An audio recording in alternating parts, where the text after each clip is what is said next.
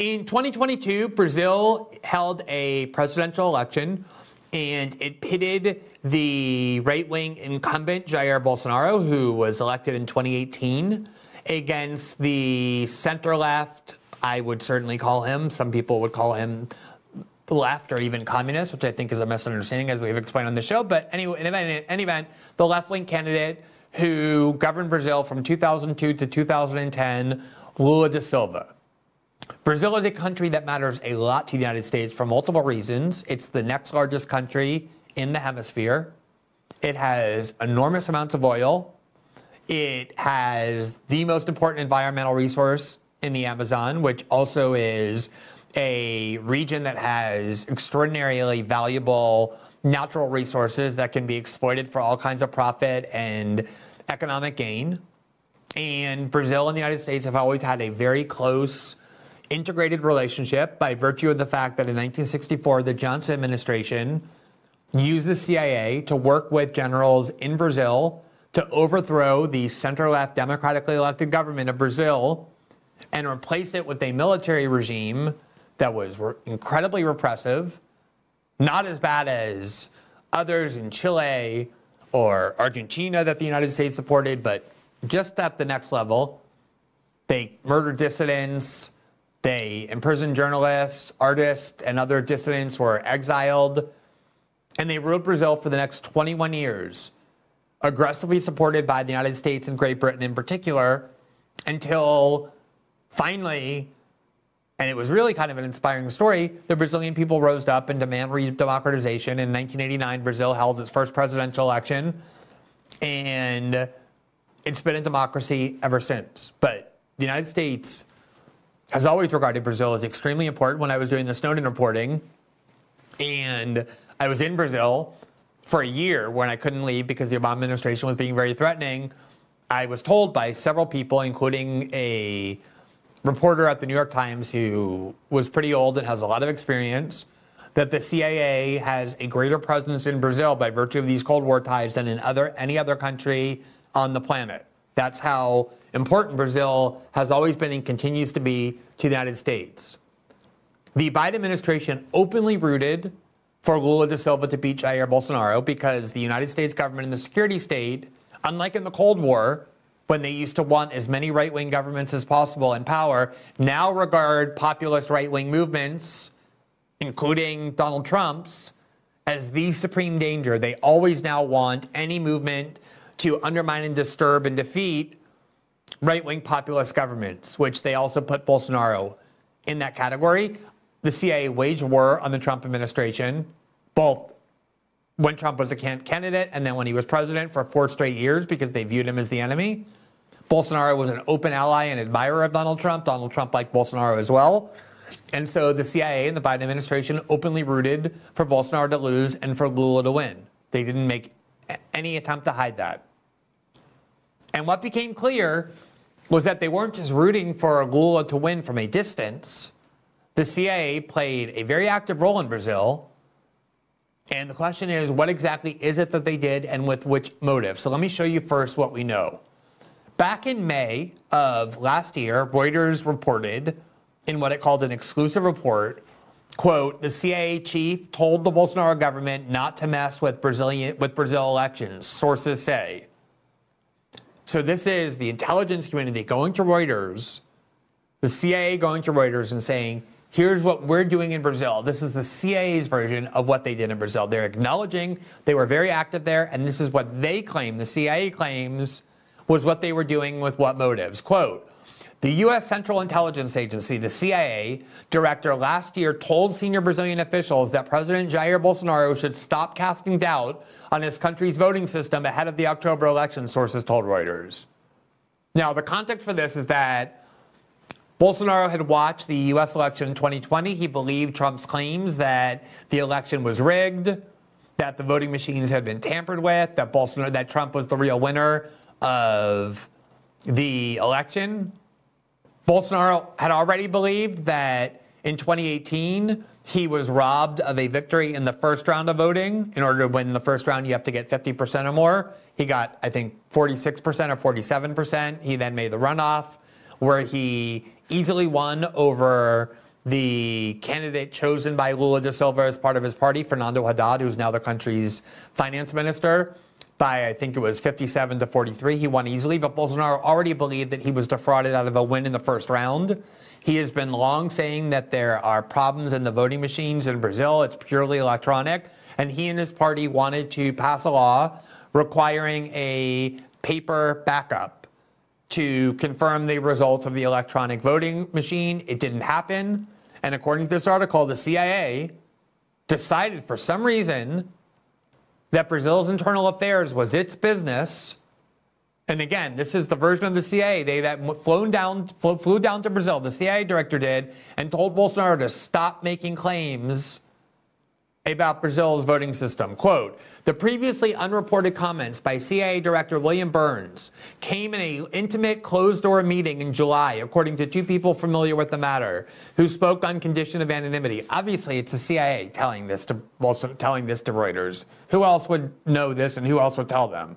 Burns was and remains the most senior U.S. official to meet in Brasilia with Bolsonaro's right-wing government since the election of U.S. President Joe Biden. A third person in Washington familiar with the matter confirmed that a delegation led by Burns had told Bolsonaro aides the president should stop undermining confidence in Brazil's voting system. That source was not certain whether the CIA director himself had voiced the message. The CIA declined to comment. And by the way, there's an extremely dishonest tactic that the corporate media uses. The CIA goes to Reuters off the record or for no attribution and leaks to Reuters top secret information, which is a crime that nobody ever bothers to investigate, about what the CIA is doing. And then Reuters tries to get the CIA to go on the record for an official comment. So the CIA says, we're not going to comment on your story. And Reuters prints, the CIA declined to comment, even though so often, I presume in this case as well, but so often it's the CIA that fed them the story, but did so not for attribution. This is really a falsehood when that happens. The CIA declined to comment. Reuters goes on, quote, Brazil's Institutional Security Cabinet, GCI, which is part of the president's office and led by National Security Advisor Augusto Heleno, said in a statement that the Burns meeting had been publicly announced. So almost a year ago, Reuters reported in the middle of the 2022 election that the CIA director flew down to Brazil, met with Bolsonaro, and ordered him to stop raising questions or casting doubts on the integrity of Brazil's voting system. Why does the CIA have the power to do that, the right to do that? What business is it of the United States or the CIA whether Brazil's president believes in the integrity of the voting system and raises questions about it publicly? Why is that something for the CIA to even do at all? And why weren't people in Brazil angry about this?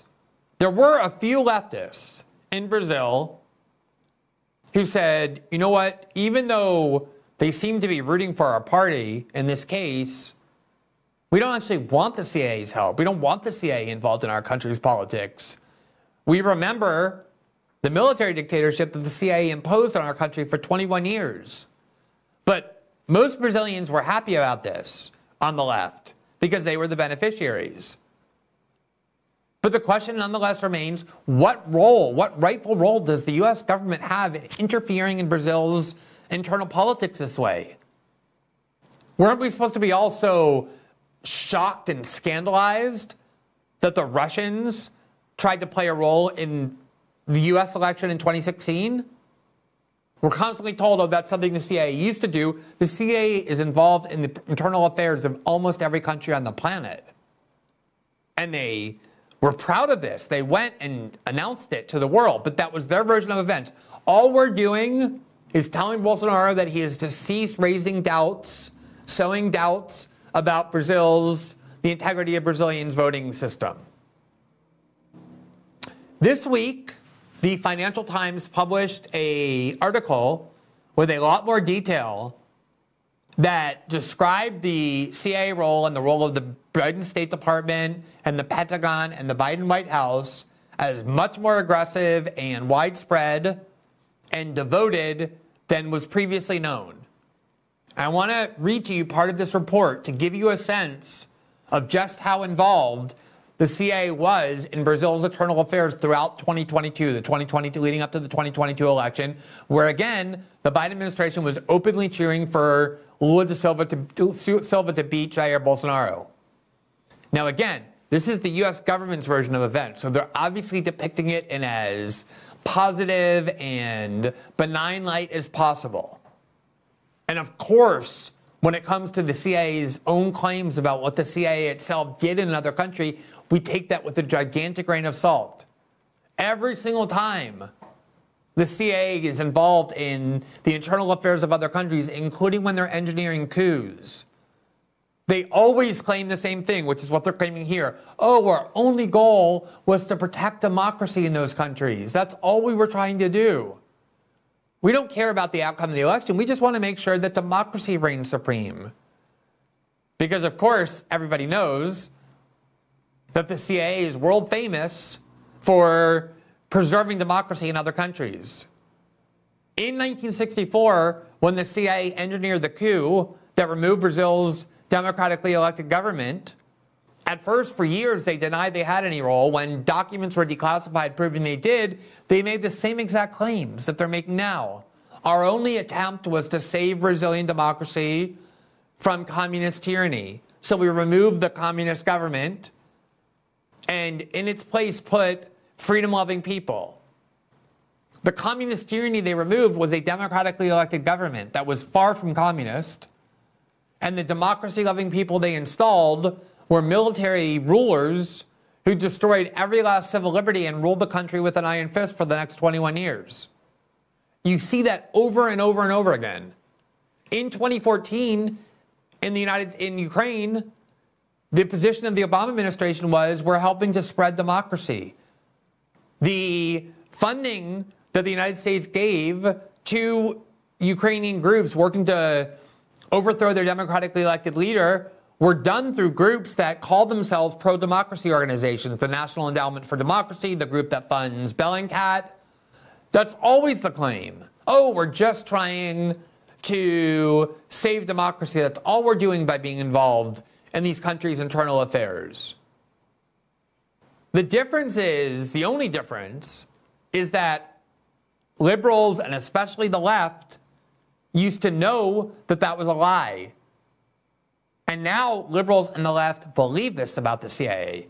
As I said, after I pointed out this Financial Times article yesterday, I was bombarded with angry liberals and even leftists, both in the United States and Brazil, telling me that there was nothing wrong with this, that the CIA was just trying to help, that they were just trying to protect Brazil from attacks on its democracy, because the CIA cares so much about the rights of the Brazilian people to vote. They're like poll watchers, just doing their civic duty, but for the world. That's what the CIA is in the eyes of many leftists now. So let's look at what the Financial Times reported. Quote, the discreet U.S. campaign to defend Brazil's election. Amid widespread speculation about a coup attempt, the Biden administration pressured politicians and generals to respect the result. As Brazil prepared to hold the presidential election last October, many governments around the world viewed the vote with a mounting sense of foreboding. The far-right incumbent Jair Bolsonaro was openly flirting with subverting the country's democracy. He attacked the electoral process, claiming that the electronic voting machines used by Brazilian authorities were unreliable, and was calling for a paper ballot instead. He was actually calling for a paper ballot backup. He constantly hinted to enable audits. He constantly hinted at the risk of the election being stolen, echoing claims made by Donald Trump in the U.S. But in the end, Luiz Inácio Lula da Silva's win in October was accepted without serious challenge by Bolsonaro, and the veteran left-wing politician was inaugurated on January 1st. The fact that the election was not seriously challenged is a testament to the strength of Brazil's institutions, but it was also in part the result of a quiet, year-long pressure campaign by the U.S. government to urge the country's political and military leaders to respect and safeguard democracy, which has not been widely reported. Okay, so this is the claim. Explicitly, they're saying that the goal of CIA interference and the campaign by the State Department was not to help Lula win the election, even though the Biden administration was openly cheering for Lula to win. That was not what they were trying to do. Perish the thought. What they were trying to do instead was, quote, safeguard democracy. How unbelievably gullible do you have to be to believe that the reason the CIA interferes in other countries' internal politics and the State Department and the Pentagon do it along with them is because they care about democracy. They want to safeguard democracy. They don't care who wins or loses. They don't have any preferences. They're apolitical. All they want is to make sure that democracy is respected. That's the claim. And I cannot tell you how many liberals and leftists yesterday were telling me that that really is what the CIA was trying to do. It is unbelievable to watch that. Now, the Financial Times goes on, quote, the aim was to drum home two consistent messages to restive generals in Brazil and Bolsonaro's close allies. Washington was neutral on the election result. That is an absolute lie. Washington was not neutral on the election result. Washington is never neutral on the election result. Of course, Washington wants the leaders they perceive will most serve their interests to win the election. Like every country does when they get involved in other countries' internal affairs. And yet, here's the Financial Times telling you with a straight face. Washington was neutral on the election result, but would not stand for any attempt to question the voting process or the result. Why is that even something the United States government believes it has the right to do? What does that mean? The United States would not stand for any attempt to question the voting process or the result. What right does the United States have to say to Brazil, we won't stand for any attempt to question the voting process? This is something that Brazilians, like most countries around the world, used to object to when the CIA did. And yet now it seems to be welcomed. The Financial Times has spoken to 6 former or current U.S. officials involved in the effort, as well as to several key Brazilian institutional figures to piece together the story of how the Biden administration engaged in what one former top State Department official calls a, quote, very unusual messaging campaign in the months both public and private channel, using both public and private channels. I would say it's very unusual for so many different agencies of the U.S. security state to involve itself in the internal affairs of Brazil throughout the campaign to this extent. And then they go to the Financial Times to prettify and glorify what it is that they did and the motives with which they did it, and then have the left, the international left, believe the CIA's version of events about why they did it, simply because they happen to be the beneficiary here. The Financial Times goes on, quote, the U.S. had a clear geopolitical incentive to want to demonstrate a capacity to shape events in the region. Long the dominant outside power in Latin America, the United States has seen its influence eroded in recent years by a growing Chinese presence. The administration also had a more direct motivation. After the January 6th insurrection by Trump supporters at the Capitol in Washington, attempting to overturn the result of the 2020 election, President Joe Biden felt very strongly about any attempt by Bolsonaro to question the outcome of a free and fair election, U.S. officials say. The campaign was not without risk. The U.S. has been frequently criticized in the region for interfering in its internal affairs. In 1964, Washington backed a military coup in Brazil that overthrew the government of leftist President João Goulart and ushered in a 21-year dictatorship. Those events fueled long-standing skepticism of the U.S. among the Brazilian left, including Lula, who in 2020 said Washington was, quote, always behind efforts to undermine democracy in the region. Okay. Because of the history of the CIA, in 2020, the Brazilian left, including Lula, said that Washington was, quote, always behind efforts to undermine democracy in the region.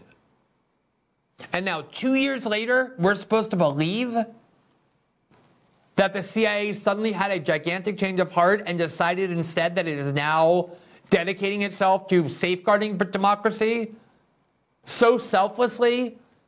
Not because it wants to influence the outcome of the election to ensure a more malleable leader is elected, but because it just has a benevolent motive.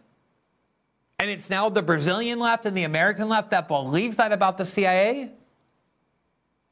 It's laughable on its face to hear this. Thanks for watching this clip from System Update. Catch our full shows for free, live weekdays at 7 p.m. Eastern on Rumble, and join our locals community at greenwald.locals.com for all of my written journalism, exclusive after-show Q&As, and more.